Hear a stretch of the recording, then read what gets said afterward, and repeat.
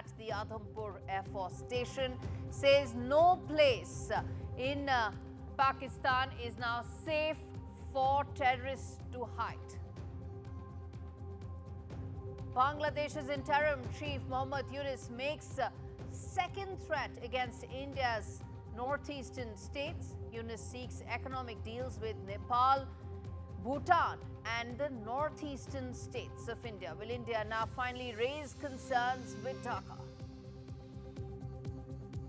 UK Prime Minister Keir Starmer pledges significant drop in migration.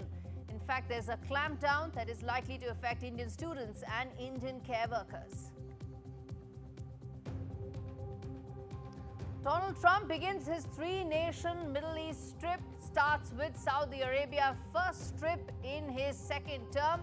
BlackRock and Tesla are some of the key CEOs of Donald Trump on his visit.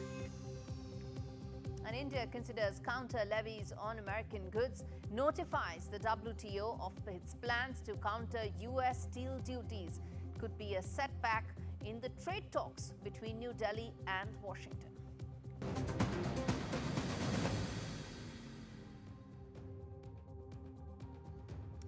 Welcome to our first story, our top story on the show. The new normal that Prime Minister Modi has now identified for India. And in fact, Operation Sindoor has now put in motion the new normal for India going forward. And I'm going to put those 5 important signs that define the new normal for India. In fact, let's put that out if we have. The first, in terms of the shift that has taken place for India's fight against terror. The first one being that India will retaliate to terror on its own terms. Now, what does this mean? It means that if there is a strike, we will respond. It means that it doesn't need to be in any particular fashion. It can be a place of our choosing, the timing of our choosing, and also the flank of our choosing, which means what border, what time, what options is something that India will decide, and that's the new normal that has been identified. Let's move ahead. The other key, the new normals that Prime Minister Modi has put forth. Talks only on terrorism in Pakistan-occupied Kashmir. There's been a lot of clamour, a lot of chatter about whether India should talk to Pakistan. Well, it has now been decided and that framework has been put in place. Yes, there will be talks, but only and only on these 2 factors. Terrorism that Pakistan continues to harbour, and Pakistan-occupied Kashmir, a territory that belongs to India that continues to be occupied by Pakistan. Those are the 2 broad and only contours under which talks will take place. The third normal that has been identified, no tolerance for the nuclear blackmail. Now, since the 80s, ever since Pakistan did manage to get itself a nuclear weapon, all that has been going on is that India needs to be the responsible power. Why? Because the deterrence is something that India is expected to exercise, restraint, responsibility. As Pakistan continues to now blackmail. For decades it has done so, and that's a bluff that has been called out now. That's the new normal, that nuclear blackmail will not deter India and it will not succumb to the nuclear blackmail by Pakistan. The other key normal that we have identified, no distinction between terrorists and their sponsors. That's very important, not only because of the pictures that have been going around, but it shows senior Pakistani generals being part of janazas of the terrorists of Jaish-e-Mohammed and Lashkar-e-Taiba. Not just because of that, but because Pakistani funds and the state funds are used for the infrastructure that has come in. One may also talk about whether IMF funds that terrorism or not, or should it be culpable for that or not, simply because those lifelines, the financial helplines that multilateral institutions keep extending to Pakistan are part of the overall financial machinery, which in the end creates those mega terrorist structures. And the last part in terms of the new normal, terror and water won't flow together. What does that mean? The Indus Water Treaty that India has put in abeyance, that the Ministry of External Affairs had just clarified again that it will remain in abeyance. There will now have to be negotiations, not now, but they will take place if India decides to do so, when it decides to do so. But till then, it's very clear, terrorism and water cannot flow together. Pakistan needs to now decide for itself which side of the aisle it wants to sit on. terrorism or the government that actually now talks about its people? I'm going to play out this important soundbite of Prime Minister Modi. He was today at the Adapur base station where he spoke about the Operation Sindoor, its achievements, and of course the message that he once again gave to Pakistan. Listen in. Operation Sindoor Bharat का new normal है और जैसा मैंने कल भी कहा, भारत ने अब 3 सूत्र तय कर दिए हैं। पहला, भारत पर आतंकी हमला हुआ, हम अपने तरीके से, अपनी शर्तों पर, अपने समय पर जवाब देंगे। दूसरा, कोई भी न्यूक्लियर ब्लैकमेल भारत नहीं सहेगा।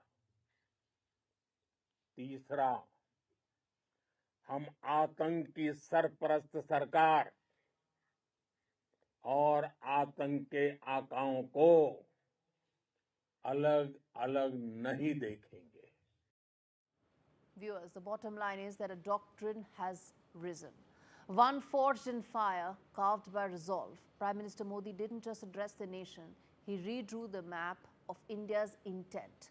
The 5 doctrines with one key message: retaliation on India's terms, no fear of nuclear bluffs, no distinction between the trigger and the hand that funds it.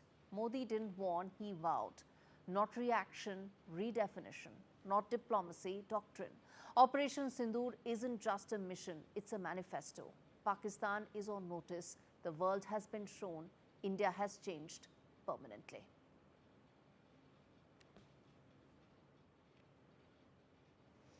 I'm going to now turn attention to Bangladesh, where the interim chief advisor, Mohammad Yunus, is attempting to rewrite geography. At least that's what his attempt is, and that's what his poor messaging is. And I'll tell you why I say that and connect the dots, viewers. In March, Chief Advisor Yunus said India's 7 northeastern states are landlocked and have no way to reach the ocean except through Bangladesh. Then on 29th of April, Fazul Rahman, former chief of Border Bangladesh, in fact the border force, like the BSF in India, suggested that Bangladesh needs to start discussing a joint military statement and system with China, and says that if at all India attacked Pakistan, then it needs to capture northeastern states. And now you have Yunus talking about a trade pact with Nepal, Bhutan, and 7 northeastern states of India during a meeting with Nepal's Deputy Speaker Indira Rana. Not 7 northeastern states of India, just 7 sisters. That is what he mentioned. As if they are on their own, as if they're not part of India. Well, what Yunus is trying to do is he is trying to create some sort of a wedge, some sort of an optics. But what he's failing to understand is that he is undermining Bangladesh's ties with New Delhi even further. The messaging that he is trying to send is just that he's meddling with India's sovereignty. And one misstatement at a time is what it's going. India's northeast is not up for negotiation, Mr. Yunus.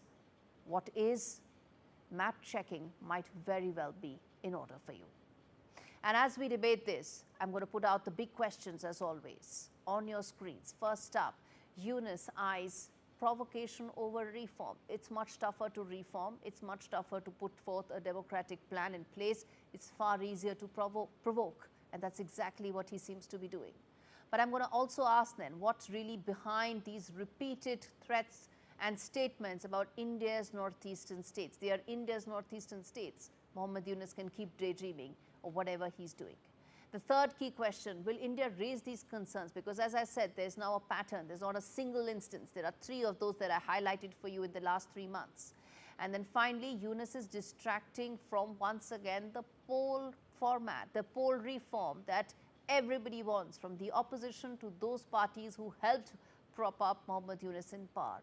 They want polls. And is this yet another distraction towards that? Let me quickly now get in Ali Ahmed Mabroor, who's a senior journalist joining me from, he's with the Bangladesh News editor, Asian Views, and Dr. Suresh Goel, who's a former ambassador.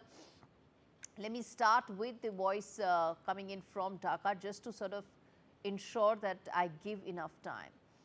Mr. Mabrur, I pointed out there is not a single instance, but there are 3 such instances in the last 3 months. Clearly, there is a pattern to this, that Bangladesh is trying to put forth this narrative about India's northeastern states. Why? Thank you so much for inviting me in the program.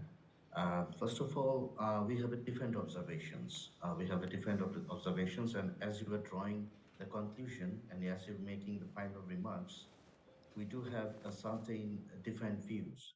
You know what happened yesterday? The visiting Deputy Speaker of the House of Representative of Nepalese Parliament, Ms. Indira Rana, who is visiting now Dhaka to attend an event organized by Nepalese Embassy in Dhaka. He has meant he has met our chief advisor of the incumbent interim government, Professor Yunus, and they discussed many issues related to their bilateral interest. They also shared many ideas. They have chalked out many proposals. And at one point of the meeting, they have talked about for integrated economic plan for Bangladesh, Nepal, Bhutan, and also for 7 northeastern states of India. And they also talked about improving the status of hydropower, the health issues, and road connectivity. As you know that this country, like Bangladesh, we are limited land with huge number of population. We do have certain issues and problems. So as Nepal and Bhutan, and so we believe from our government perspective, it is our option to make a good collaboration with the neighboring countries, in particularly with based on cross-border collaboration and others. And you know that in last October, India, Bangladesh, and Nepal both have signed an agreement to import 40 megawatt of hydropower from Nepal, and now they are looking for to make it something in the bigger scale. That's the issue. No, you've pointed out what this project is all about, but I had a very simple question. I'm going to put that out to Dr. Goel as well, which is that, is there an effort, Dr. Goel, to try and put out the northeastern states of India in a separate light? That's what Bangladesh has been trying to do. I pointed out 3 such instances, 2 by Mohammad Yunus and 1 by the head of the border guard Bangladesh force, saying how the northeast of India, of course, could be the gateway for China and Bangladesh to come together against India. In so many words, I'm paraphrasing. But the point is, why is it an effort being made to repeatedly target India's northeastern states? Dr. Goel. Okay, if the question is addressed to me. Yeah. I'm going to be charitable simply because Bangladesh, if we recall, became an independent country with active support from India in 1975, and 1971. I'm sorry, and we all remember it really. We have had excellent relations with Bangladesh all throughout.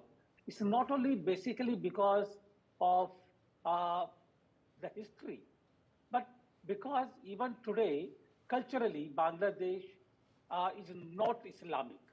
Bangladesh is Bengal. Bangladesh is Bengali, Durga Puja, etc., the kind of weaving traditions and everything.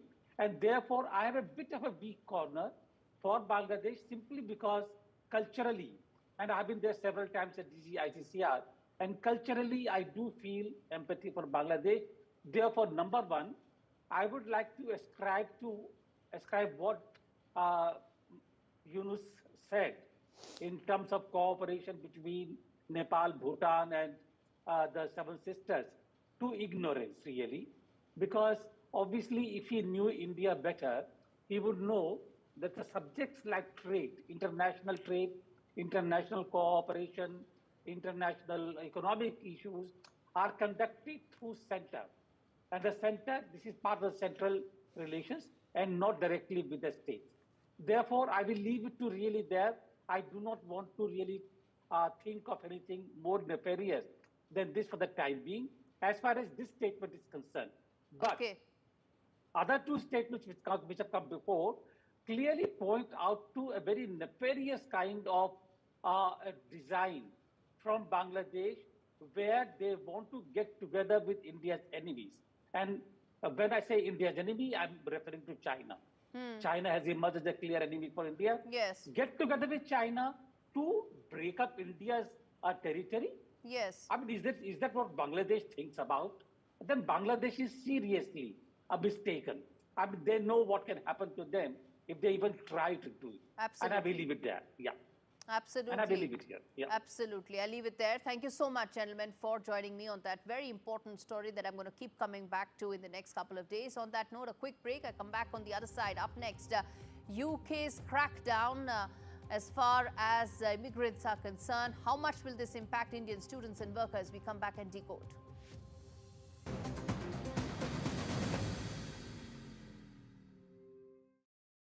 As a dad, I know life's unpredictable. It's all fun and games until it's not. You okay? I want my kids to always be looked after. That's why I'm not putting things off anymore and protecting the life we've built by calling Smart Insurance. Hi, how can I help? Hi, I'd like a quick quote, please. Okay, you can choose a benefit amount up to £750,000 depending on your age. Brilliant. If you're a UK resident aged 18 to 64, you can apply with just a few health and lifestyle questions. For £250,000 of cover, the price starts at just £14.77 a month. That's less than I thought, and could help my wife pay off the mortgage. With our Smart Family Guarantee, you'll have peace of mind. That's good to know. You'll also receive a 100% advance in the event of terminal illness and 10% cashback on your first year's premiums. That's the Smart Cashback. Plus, you get your choice of a £125 gift card. Protect the life you've built the smart way. To get a free life insurance quote today, call our specialist UK team on 0800 977 6797 or visit smartinsurance.co.uk. This is an important message for people living with diabetes from people living with diabetes. When I was experiencing the symptoms of diabetes, I didn't know what was going on. You go on the internet and it's full of horror stories. I didn't understand about carbs, I didn't understand about blood glucose levels. That's why the support I get as a Diabetes UK member is so important. You can become a Diabetes UK member for just £3 a month. When you do, you'll receive a practical guide specific to your type of diabetes and a copy of Balance magazine 4 times a year. Plus, you'll help support research that could lead to better treatments for all types of diabetes. As members, we're all working it out together. Call 0800 144 5410 or go online to become a Diabetes UK member for just £3 a month. Join us now because membership can help you learn to live better with diabetes. It's great to be helping out before my first grandchild arrives. And after having a few repairs myself, I need to make sure they'll all be protected. Which reminds me. Welcome to British Seniors, the UK's #1 rated provider of over 50s life insurance. Hi, I'd like a quick quote. No problem. We're proud to offer our seniors lifetime guarantee. With 100% of claims having been paid, we guarantee your premiums will never go up and that you'll speak to one of our specialists in the UK. UK residents aged 50 to 80 are guaranteed to be accepted. Depending on your age, your loved ones can get a cash payout up to £10,000. Wow, that money could help with funeral costs or as a gift for my grandkid. I'll do it. Plus, when you sign up, you'll receive a £135 gift card and free 24/7 GP advice and health services. He's going to be named after his granddad. Be proud to protect your loved ones with British Seniors. To get a free quote today, call our UK team on 0800 470 4444 or visit britishseniors.co.uk.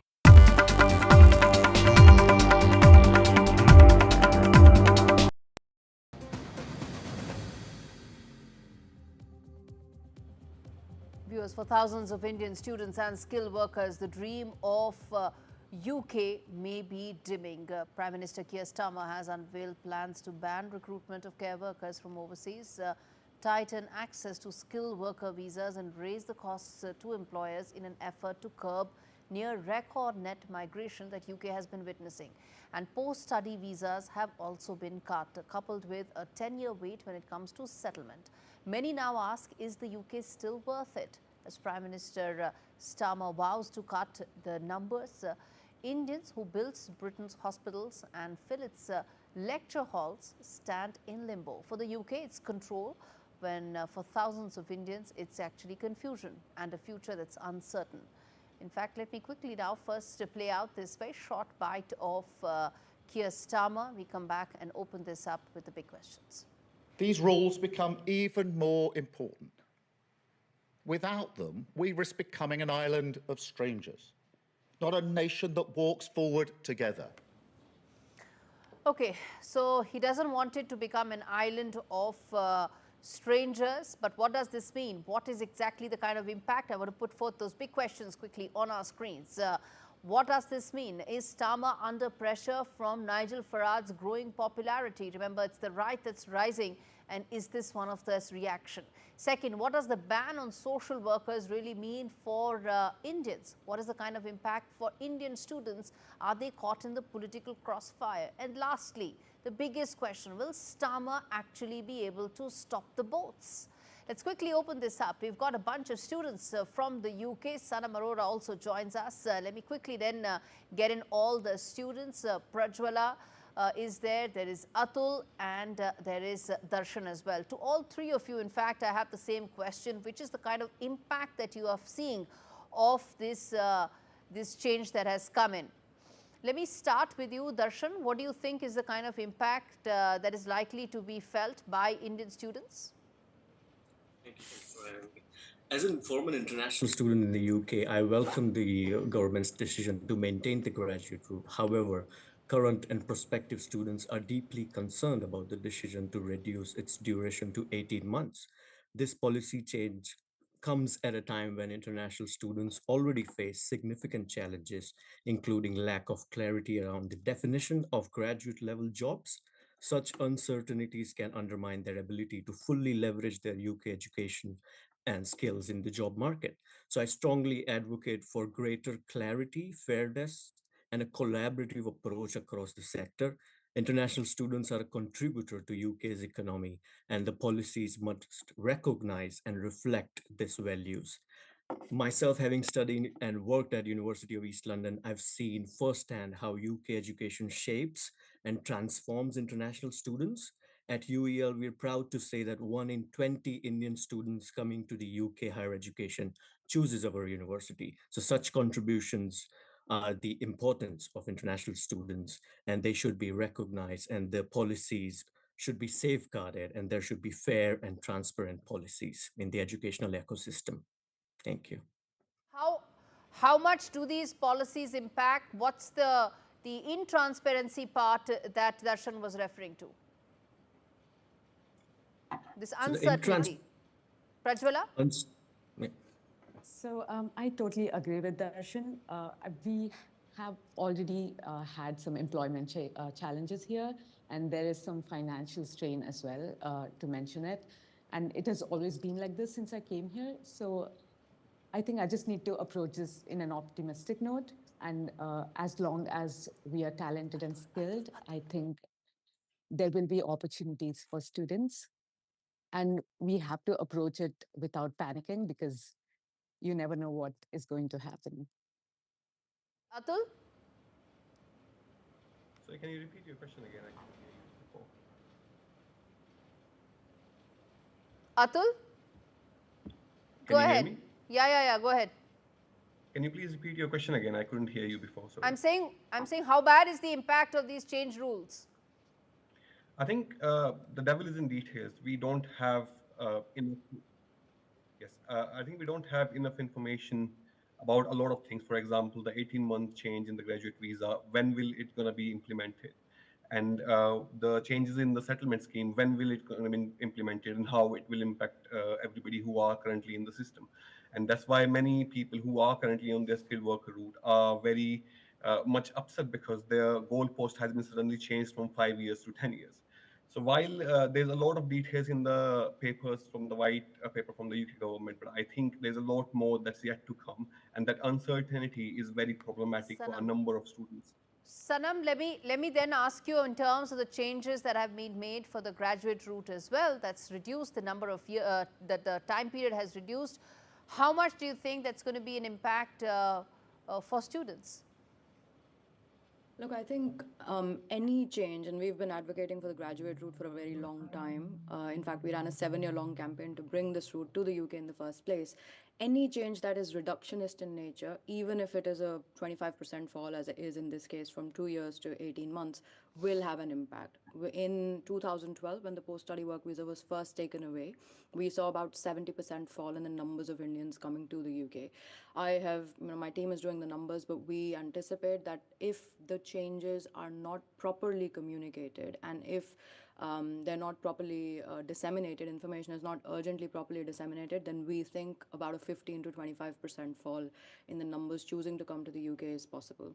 Having said that, there are a lot of variables and factors that impact the overall situation, and I do feel quite strongly that looking at everything around us, looking at what's happening in the US, looking at other countries, and the fact that there aren't very many countries which have the capacity to be able to take the numbers of Indian students that want to study abroad with the right quality, I don't think students who want to go abroad honestly have that many options if they're looking for genuinely quality information. So I think the impact can be mitigated, but my first gut instinct is to say we'll see between 15 to 25% fall depending on the extent to which the changes are properly communicated. 25% fall on the higher side could be very, very steep, something that Mr. Starmer may not have budgeted for. Thank you so much. I'm running out of time, and it seems so are some of those Indian students as well. A quick break, more on the other side.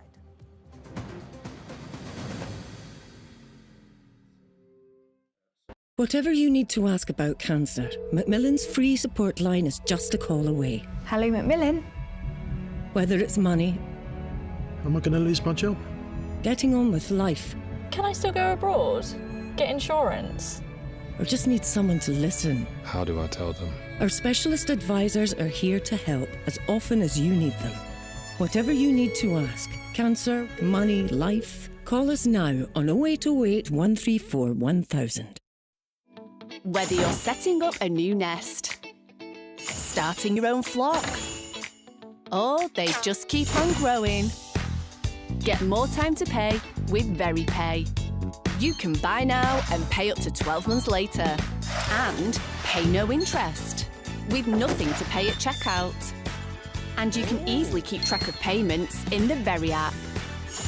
More time to pay with VeryPay. No child should suffer the torture of trachoma, but so many are in pain right now. Nananga's lashes have turned inwards. They rip and tear away at his eyes. Pamelo's sight could be gone forever.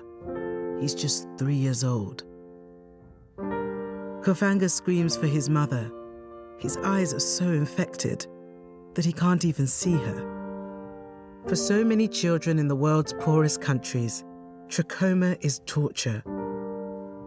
It's a painful infection often spread by flies, and it's destroying children's eyesight. But it could be stopped if you help today. By calling 0800 038 4926 and giving £1 a week to Sightsavers, you can help make sure children get the treatment they desperately need. You'll help us bring them the medicines and the care that can treat infections. And that means you'll be helping to save children from the torture of trachoma and a life of blindness. Please help us reach them. Call 0800 038 4926. Text C13 to 82727 or go online and give just £1 a week now. Because we need you to help save the sight of children like Nananga.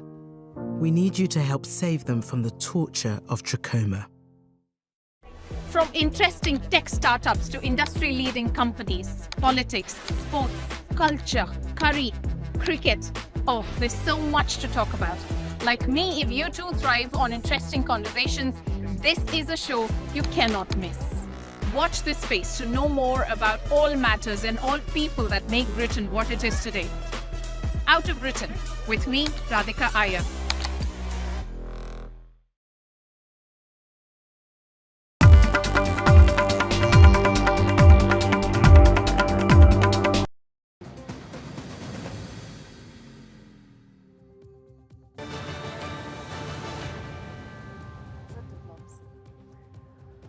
Trump Trump's desert diplomacy. Well, viewers, with fighter jets overhead and golden carpets rolled out, Donald Trump touched down in Riyadh to kick off a high-stakes 4-day tour of the Middle East. First, it's going to be the Kingdom of Saudi Arabia, followed by Qatar and the UAE.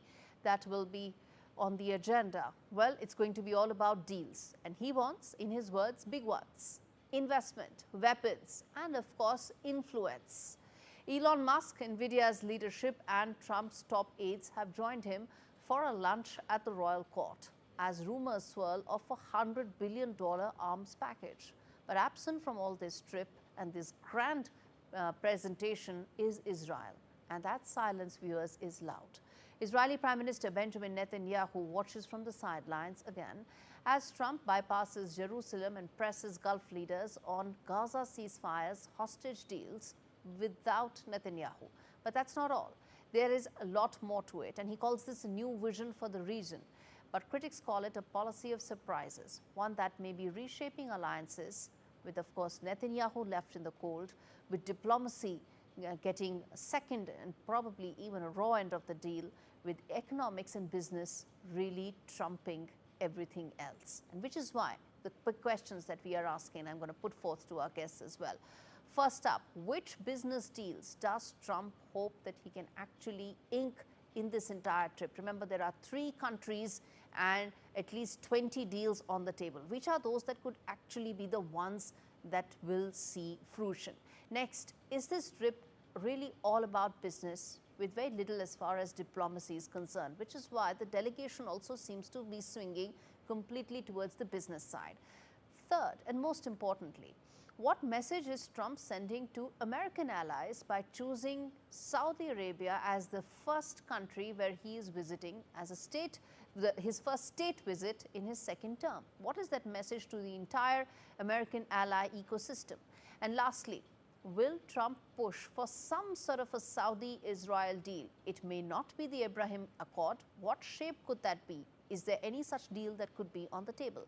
Joining me from Abu Dhabi is Dr. Asif Iqbal, who's the president of the Indian Economic Trade Organization. And there's also Daniel Silverberg, who's the director for Capstone, a global consultancy, and he's also at the CNAS. And in fact, Daniel, let me start with you on this. There's been a lot of expectations as far as President Trump's visit is concerned, but it seems all those expectations are primarily on the business side. Yeah, thank you so much for having me. I actually would quibble with the distinction between business objectives and diplomacy objectives. What we see here, similar to the IMEC announcement by the Biden administration in September 2023, good business is good diplomacy. And in this instance, President Trump is aiming for the stars, particularly in the AI microprocessor chips context. Don't underestimate the significance of Trump very likely inking a deal with the Saudis and with the Emiratis for massive exports of NVIDIA and Microsoft technologies for G42 and data center construction. This is massive. This is something that elements of the Biden administration wanted to get done, and they couldn't in the capacity that they wanted because of internal fights. President Trump is going to get that done. It is great for American business. It is driven primarily by a desire to get China out of the region. That is an animating principle from the Biden administration, continuing through the Trump administration. That is going to be probably the most tangible gain from this trip. Okay, so you think that this would allow America to gain a foothold in the region, and it would ensure that it is able to at least elbow out some of the space that China has right now. China is one of the largest trading partners of most of these countries, whether it's UAE, Saudi and others, at a time when, of course, they continue to have defense bases of the US. And I think that's the whole tricky part of this relationship, isn't it? But Daniel, then let me also ask you this. What, according to you, could be the big wins that President Trump should be should be looking to get out of this? It could be across the board, but what, according to you, could be those big 3 wins that he would like when he goes back to his domestic audience? Sure. First, let me be clear. Trump has already achieved a victory of sorts by going to Saudi and UAE and cementing this relationship. And in my view, he is very much building on initiatives from the Biden administration. The Biden team essentially hammered out a normalization deal between the Saudis and Israel, and they also, based on public reporting, pretty much nailed down the details of a U.S.-Saudi treaty. So Trump is really capitalizing on what the Biden team had started. But what victory here is going to look like is threefold. Number one, getting this CHIPS deal done. I'm confident it's going to be announced. And what that will do is tighten the connections in key technologies between the UAE and Saudi and the United States. They are going to be relying on US companies to drive G42 and data centers rather than the Chinese. That's first. Second, I do expect a number of defense deals to be inked. What those actually produce, that always remains a question. There's always a lot of hype around these announcements. Let's see what actually gets produced. Third, and this is most relevant for India and for key businesses in India and infrastructure. The one thing that President Trump has continued from the Biden administration is a passion for global infrastructure development. This is called the PGI. This is IMEC from September 2023. Expect major infrastructure deals ranging from critical minerals to Saudi and UAE investment in global infrastructure to again strengthen the U.S. hand to combat Chinese economic influence in the region and around the world and further enhance partnerships with the United States. This is going to be IMEC, hopefully, on steroids. Okay, that's a very optimistic, positive note in terms of how to evaluate this. Dr. Asif, you want to come in there in terms of what could be the big business outcomes of this? Well, I believe that the outcome of this would be more of a personal, a business, family, a business intersect, which is in this Gulf tour for Trump. Considering the fact that he has left European countries, Canada, Mexico, but he's landing as an official for the first time in the Middle East, and the officials who are accompanying him and the delegation that is accompanying him consists of all the top industrialists and the top people who are into the economic diplomacy and who are playing a very important role. Like, for example, the BlackRock CEO is there, the White House, the crypto czar is there, the Northrop Grumman CEO is there, Lockheed Martin, they are there, and IBM is there. So we have all these people accompanying him, and we also have to see if Saudi Arabia is going to place an order for the F-35s or F-16. So that's something that is remaining. And also it shouldn't look like, it's a one-sided outward investment by the Saudi Arabia. They are looking at themselves as one of the world's topmost center for arbitration and of these kind of peaceful dialogues that they are doing, and their ceasefire efforts, in putting together, and also the fact that Israel, the Abraham Accords did not include Saudi Arabia. So hopefully that could be one of the discussions that Trump might be having. Okay, so let's see as to which of those actually turn out. Of course, there is the diplomatic side of it, the geopolitical side of it, and the economic side to it.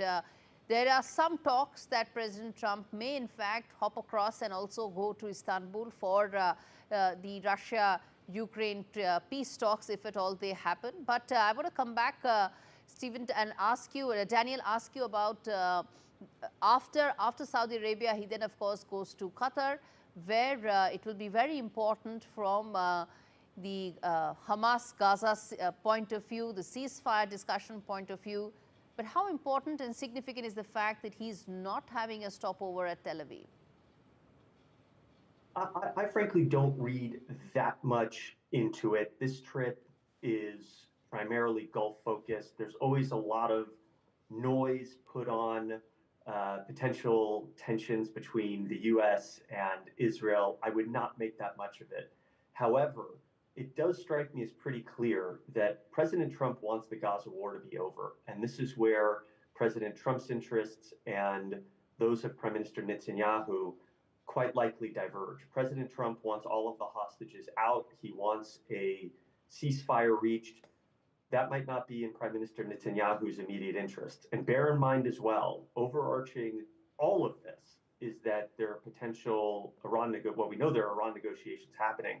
There's a potential Iran deal in the offing. And that's something that also concerns Prime Minister Netanyahu and plays into the Israel-US dynamic. So bottom line, don't read a lot into the fact that he's not going to Israel. However, no question President Trump wants to be supporting things like Saudi Vision 2030, involved in the economic vibrancy of the Middle East and partners like UAE and Saudi. He does not want the US enmeshed in a Gaza war. He wants that over.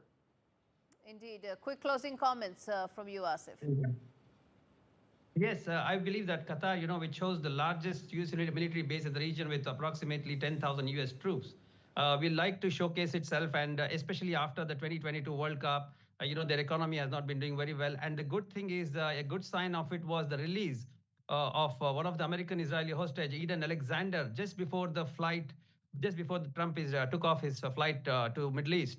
So that was initiated by Qatar, and I believe that Qatar is playing a very important role when it comes to this particular aspect of playing an important role in this region. All right, let's leave it there, gentlemen. Thank you so much for joining me. I'm going to keep coming back to this story through the course of the week. Well, bottom line, viewers, as far as President Trump's visit is concerned, well, he does want some important wins, some key wins that he would be looking out for the entire region. First up, he would want Turkey to recognize the sovereignty of Syria, something that could really change the game. And also from a US-Russia point of view relationship, it will have an impact. Second, he would want a Saudi Arabia-Israel deal to happen, some sort of an arrangement, engagement that sort of ensures that the two sides recognize each other. And even if it's not the Abraham Accords, it's a starter, it's a move towards the front. Third, he would want big-ticket mega investments, whether it is in the field of aviation orders, whether it is in semiconductors, AI, defense orders. He would want bucket loads of this to take back to his domestic audience and say that, see, my plan of economic strategy is working, my big trade plan is working, and that gamble has paid off. It's important for President Trump and his constituency back home. And lastly, the one win that he would desperately like to see is to have some sort of a ceasefire arrangement between Israel and Hamas, because that would ensure that he's able to at least end one out of the two wars that he said that he would end in 24 hours. On that note, I'm going to slip into a short break. Well, up next, India notifies the World Trading Organization of its plans to counter American steel duties. What does it mean? We come back and decode.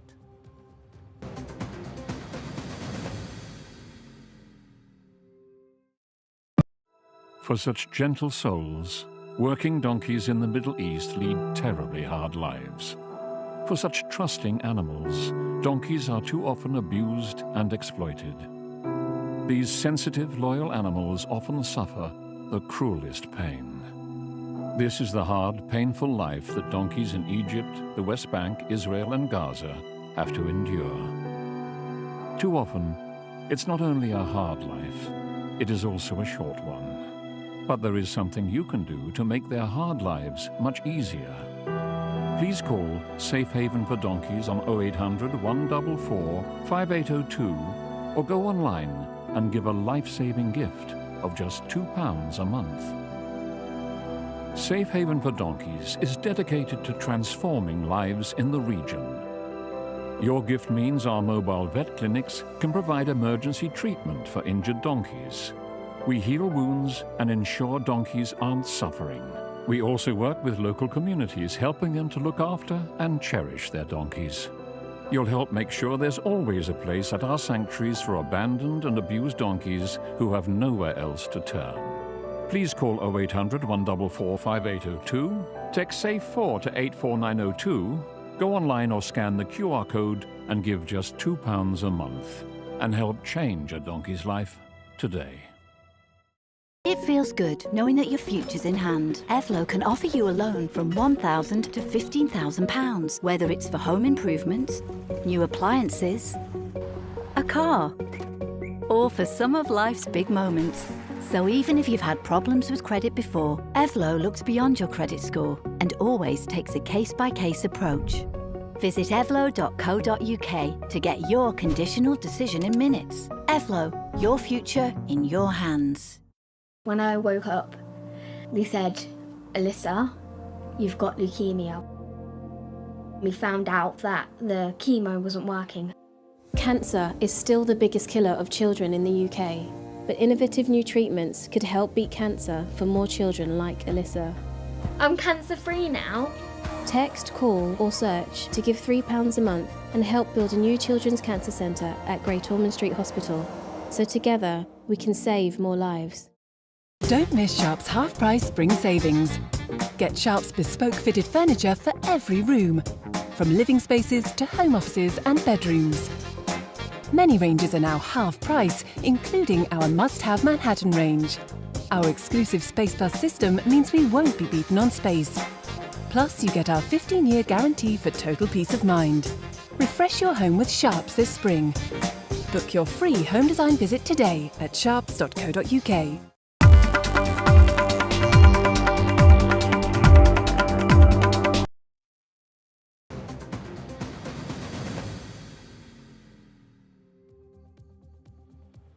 Amidst ongoing negotiations to reach a trade pact, India with the United States, India has formally notified the World Trade Organization of its plans to impose retaliatory tariffs on the United States.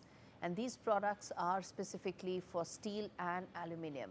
This is in response to the tariffs that Washington levied. Remember, there was the Liberation Day tariffs, and since then, there have been duties that have been imposed on Indian steel and aluminium, something that New Delhi has countered, gone to the WTO.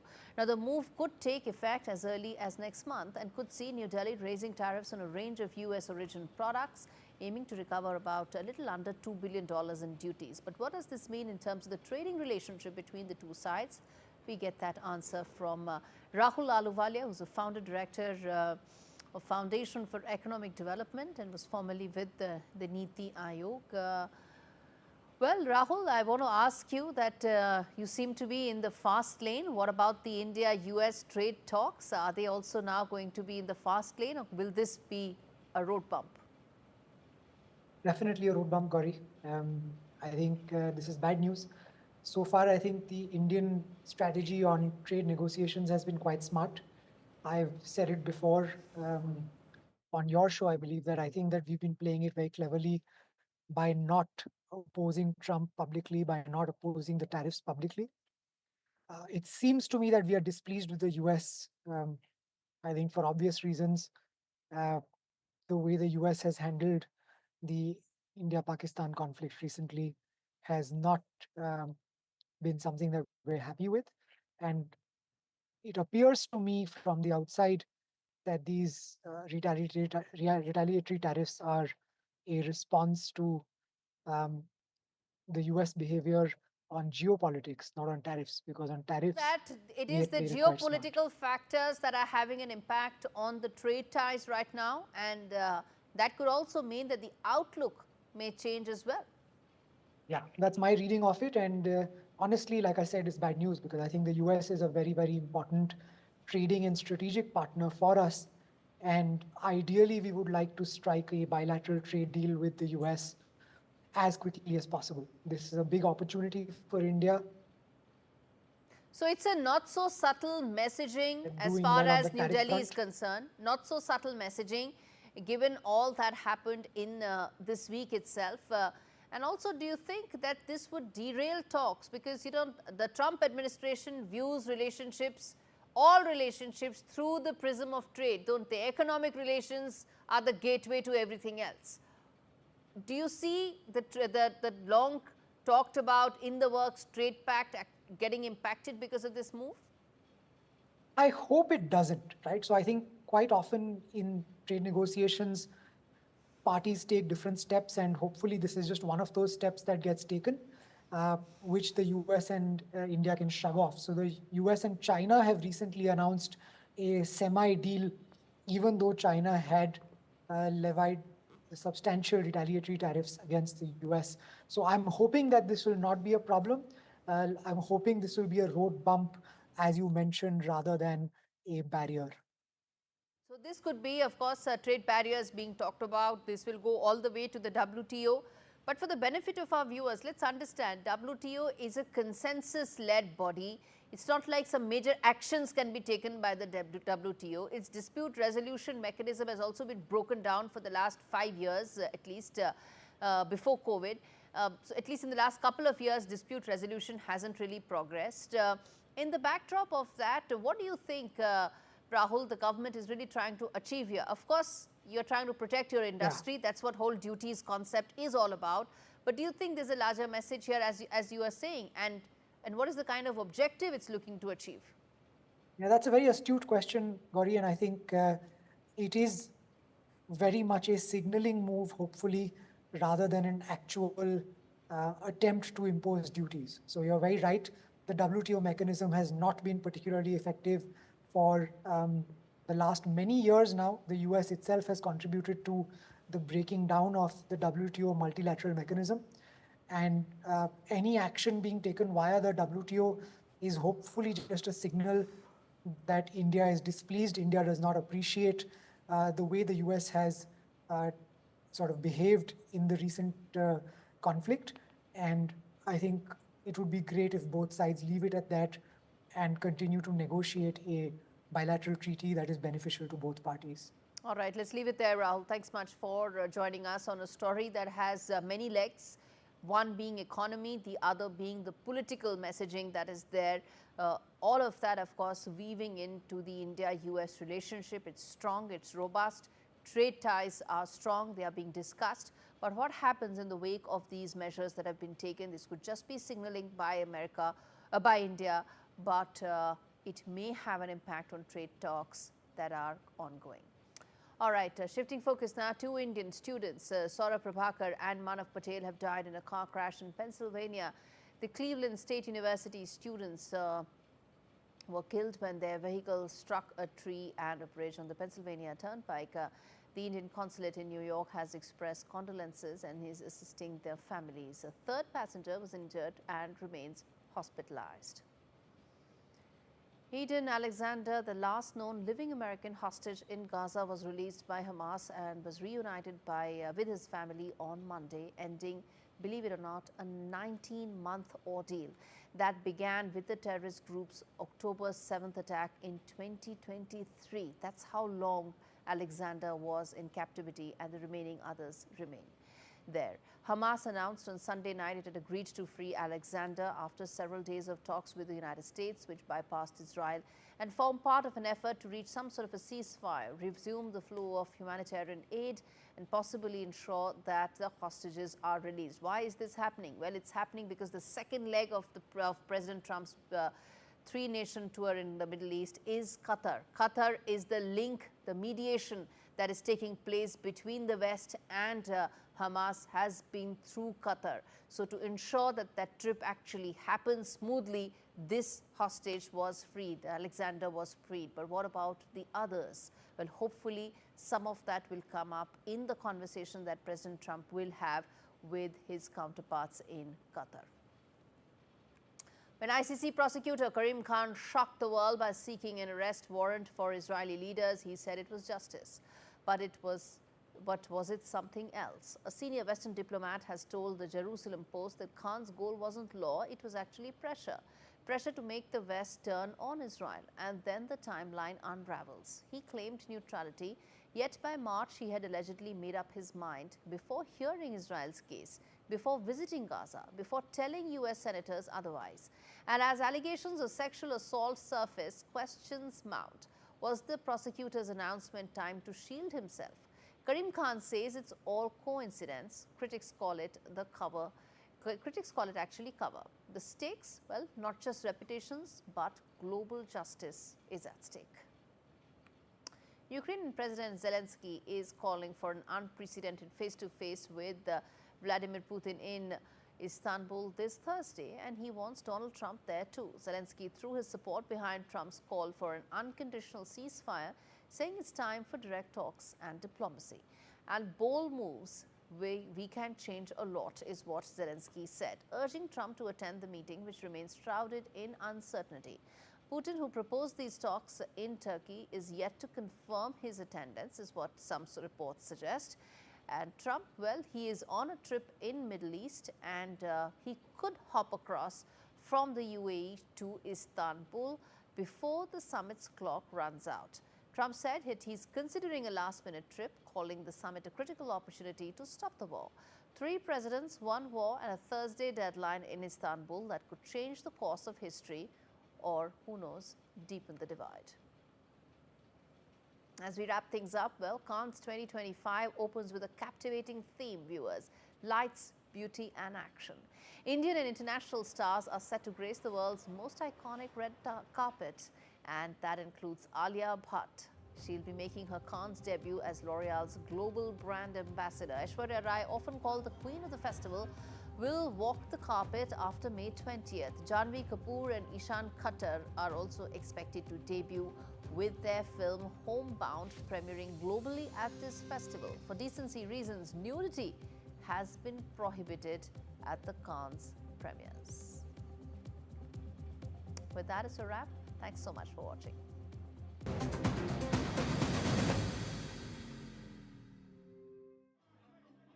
Some people think life slows down in your 50s, but I'm just getting started, and there's so much that I want to do. And yeah, I'll be retiring in a few years, so it makes sense to plan ahead. That's why I decided to learn more about over 50s life insurance from Cover Today. I know my lot don't need the money, but it's nice to leave a little something to help with funeral costs and other expenses, so they can spend their money on nicer things. Cover Today are the only over 50s life insurer with no waiting period. Unlike other insurers who can make you wait up to 2 years, with Cover Today, you're fully covered from day one.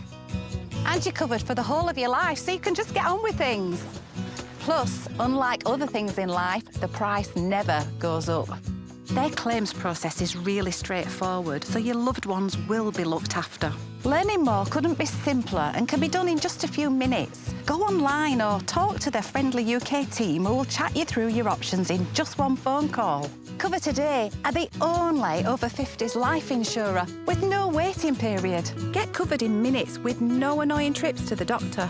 With fixed monthly payments, prices start at just £4.42 a month. Plus, you get your choice of a £125 gift card. So stop putting it off and get it done. Then you can get on with doing something much more interesting. To find out more about Cover Today, call our friendly UK team on 0800 542 1004 or visit covertoday.co.uk.